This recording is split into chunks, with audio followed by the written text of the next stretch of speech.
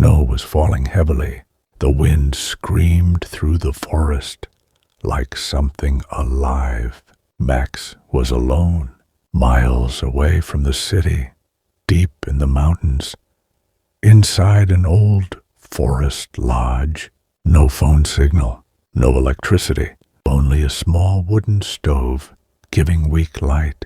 The clock showed 2:17 a.m. Then suddenly, knock, knock, knock. Max froze. In this storm, in this forest, at this hour. Who's there? His voice was shaking. No answer. Then, knock. Slower. Closer. Max opened the door. Outside was nothing. Only white darkness. Heavy snowfall. No person. He closed the door. Turned around. The stove was out. The room became unnaturally cold. Then someone breathed near his ear. Ah! Max spun around. Nothing. This is just fear, he whispered. Something cold touched his feet. Wet footprints. Snowy, wet footprints leading from the door straight to his bed. One footprint was wrong. The foot was backward. Max couldn't breathe. Then footsteps from upstairs. Thud, thud, thud. But no one was supposed to be there. The footsteps stopped. A voice came from the stairs.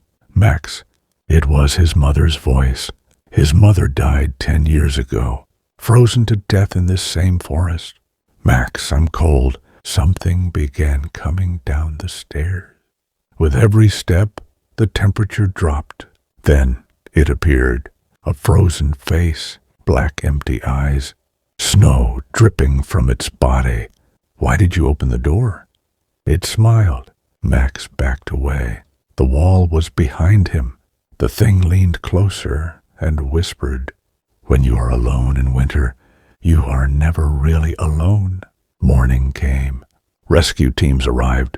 The lodge door was locked from inside. The room was clean. No signs of struggle. Only one thing outside. 2 sets of footprints in the snow. One normal, the other backward. The footprints never disappeared. Even after the storm ended, even after the sun rose, they stayed backward, leading away from the lodge. Rescue teams searched the forest. They never found Max. 3 days later, a blizzard returned, and the radio inside the lodge turned on by itself, static. Then breathing, a voice whispered, Max is cold. The search team leader froze. The voice was coming from the radio. Then another voice joined it. A child crying. We're all cold. The radio shut off. That night, the team stayed inside the lodge. No one wanted to leave. At 2:17 a.m., the knocking started again. Knock, knock, knock. No one moved. The knocking turned slow, heavy, like frozen hands hitting wood. Then a voice from outside. Please open the door. It was Max. Same voice, same tone. But Max had been missing for days. No, someone whispered. That's not him. The door handle moved by itself. The temperature dropped instantly. Ice formed on the walls. Footprints appeared on the floor. Wet, snowy, backward. Coming from the stairs, a shape formed near the ceiling. Frozen skin, hollow eyes. Then another and another. People buried under snow, lost in winter. They all spoke together. Winter keeps what it takes. The lights went out. Screaming filled the lodge.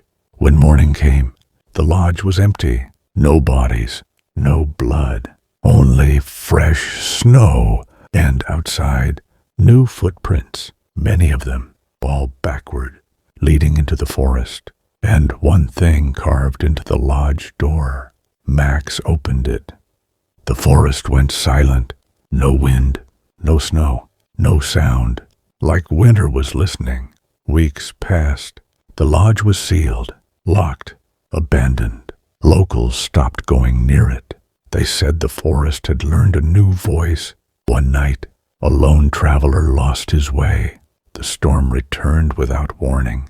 Snow falling sideways, the cold cutting through bone. He saw a light, the lodge, warm, alive. He reached the door. Inside, a fire was burning. A man sat near it, back facing the door. "Thank God," the traveler said.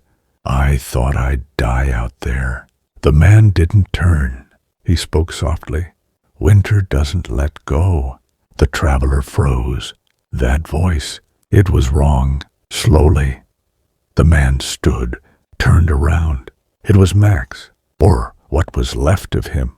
Skin pale like ice, eyes black and hollow, breath turning to frost. "You should not open the door," Max whispered. The traveler stepped back. The door was gone. Only snow. The lodge walls began to melt away, replaced by forest, endless white trees. Frozen bodies stood between them, faces screaming, mouths open, all of them trapped, all of them watching. Max moved closer. "When you answered the knock," he said. Winter answered back. Snow climbed up the traveler's legs, his chest, his mouth. He tried to scream. No sound came out. Max leaned in. "Now you'll stay." Silence. Morning came. Villagers found something new. Outside the forest, a fresh trail of footprints, one normal, one backward, leading to the lodge. And on the frozen window, a message written from inside. "It's warm in here." The knocking began again. Knock, knock, knock. And somewhere in the storm, Max was smiling.